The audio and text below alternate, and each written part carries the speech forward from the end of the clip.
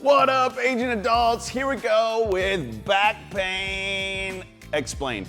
All right, guys, so here we go. I'm gonna explain back pain to you. In the next 5 minutes, I'm gonna change your life if you're experiencing back pain, or at least give you some tools and resources that you need to understand about pain and how you get rid of pain. I'm gonna give you the asterisk signs. I'm gonna talk to you through exercise selection and how you can start addressing this versus being dependent on somebody else to get rid of your back pain.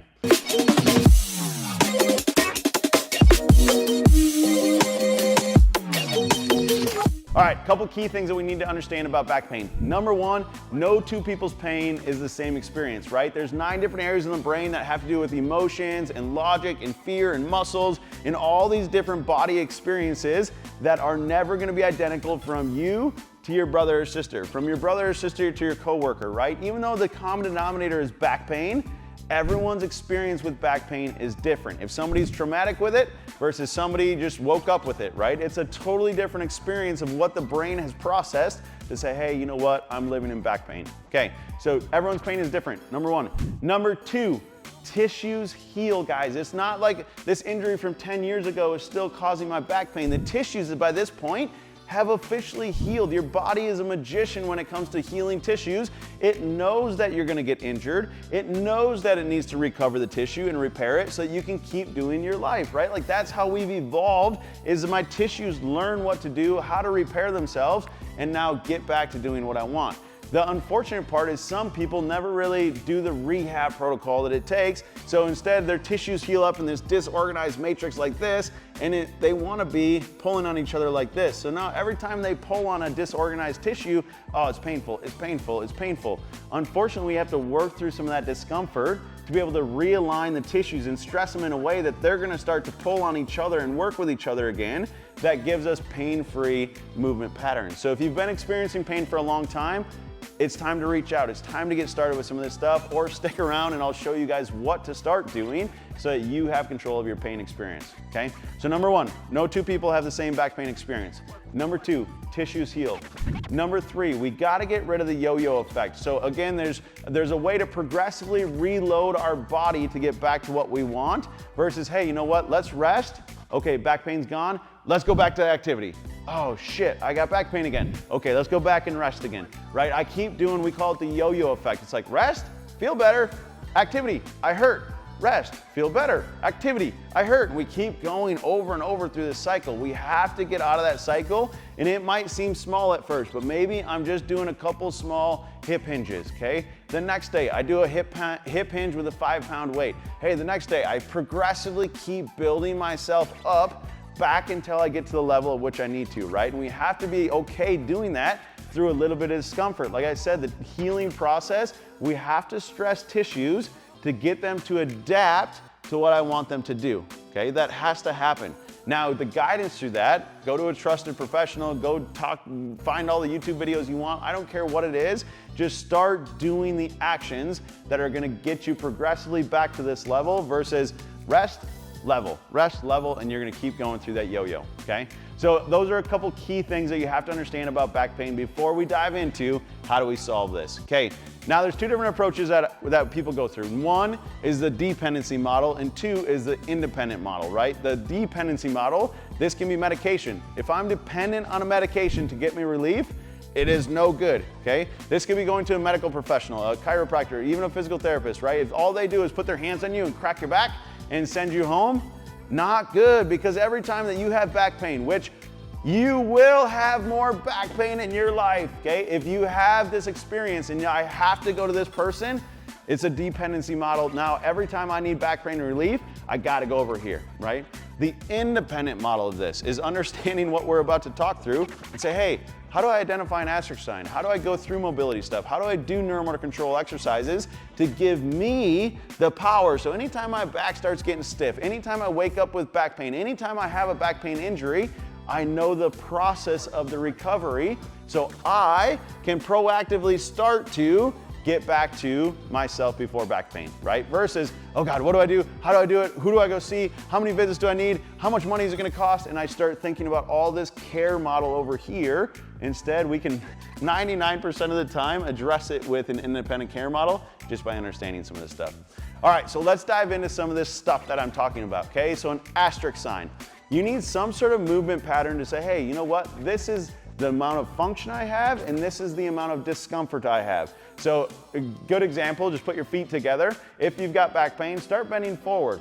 How far can you get down your legs? Can I maybe only just get to my middle of the thighs? Can I get to my kneecaps? Can I get to my shins? Can I get to my ankles? Can I go to my toes? Can I put my hands flat on the ground? Right before I start having some back pain. So just take note of the function that you have, and then take note of the pain that follows that, okay? So maybe at my kneecaps, 0 to 10, I'm at an 8. Oh man, this is super sharp, it's uncomfortable. If that's an 8, what I'm gonna do then is I know that that's my asterisk sign. So I can do forward flexion, I can do extension, I can do squats, maybe it's rolling and getting out of bed, right? There's lots of different things that you can use as an asterisk sign. You just have to find something to compare against after we start doing some exercises, okay? So number one, identify your asterisk sign.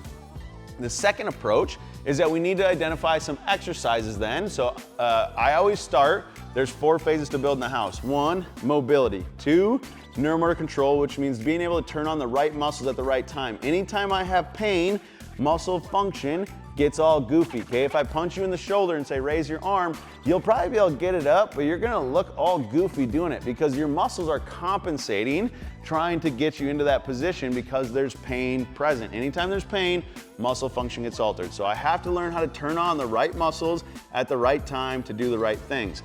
Then we've got to re-strengthen the tissues, right? Once the tissues are healed back up and they're working together, now how do we get them stronger? We have to stress them. We have to do hard things in a safe, progressive manner so that my body can adapt to those stresses, get stronger, and minimize the chance of recurrence of my back pain, okay? The last one, the 4th stage, is gonna be your speed explosive stuff. Being able to be agile, being able to change direction fast, being able to speed, explode, jump, whatever that next level of performance is that you need to get to for your personal life. That's where we have to get back to so that when I, again, work through the progression, it's not just rest, back to explosive exercise, back pain, right? So I have to be able to work through that. So now, what exercise do I select? Start with mobility stuff, okay? When I say mobility, you can look up mobility for back pain and you can be doing side laying twists, you can be stretching out your quads, stretching out your hip flexors, stretching out your hamstrings. There's lots of mobility stuff that you can start to do on your own. But the key is, I do 1 mobility exercise. It might just be the sideline twist, side to side. Okay, once I'm done with those, get back up and reassess your asterisk sign. Now, even if I got down to mid shins, right? Remember, I was at my kneecaps and it was an 8. Now I get down to mid shins, it's still an 8. Understand that I increased my function even though the pain is the same. So if I can have increased function, guess what? If I do another set of that, I'll probably get a little bit farther even with the same amount of pain, which is good. That shows me I'm trending in the right direction. If I can get any sort of increase in function or decrease in pain by doing a movement, I wanna put that on my homework list, okay? So now I've done a mobility exercise, I get improvement. That's awesome. Maybe I do the mobility exercise and I don't get improvement. I'm not gonna spend, minutes of my day, even hours of my time every week doing this exercise if it doesn't affect the asterisk sign. So understanding the asterisk sign is super important, either increase in function or decrease in pain, okay? Now I'm gonna go back and do another mobility exercise. Maybe I'm gonna stretch out my quads. I come back over, reassess my asterisk sign. Hey, it feels better. I've got increased motion and I've got decreased pain. Awesome.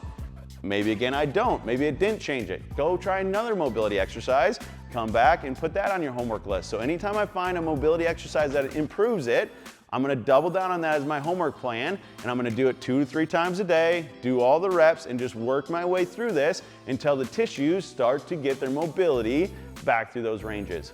Then I'm gonna move on to neuromotor control exercise. I'm gonna find something, I know my glutes, I know a lot of my lumbar muscles, all of those are tied into that low back region. So I'm gonna start by just firing up some glutes with some banded exercises, okay?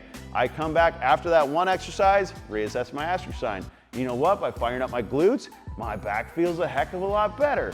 Perfect, I'm gonna put that one on my homework list, right? So I'm gonna continue to work through this, finding mobility exercises and neuromotor control exercises that influence or affect my back pain asterisk sign over here. Come up with 4 to 5 exercises that's gonna take you about 10 to 15 minutes. Work through it 2 or 3 times, at least twice a day. 3 would be ideal. And you should see a decrease in back pain and increase in function. Guys, if you understand those constructs right there, identify asterisk, throw in a mobility exercise. Reassess asterisk, throw in a mobility exercise. Reassess asterisk, throw in a normal control exercise. It will forever change your life with back pain, because now you independently can solve your back pain problem versus being dependent on somebody else. Guys, if you need this stuff, download the guide. I'll walk you through how to find asterisk signs. There's lots of different ways to do it. You can also have my top exercise that I go to right away for back pain, solve you guys trying to do all the Google searches and trying to find stuff. Again, if you have a trusted professional, reach out to them. Just make sure that they follow up dependent care with a therapeutic model over here, because the combination of those two is great. This alone, not ideal, okay? So don't be dependent on other people to solve your back pain.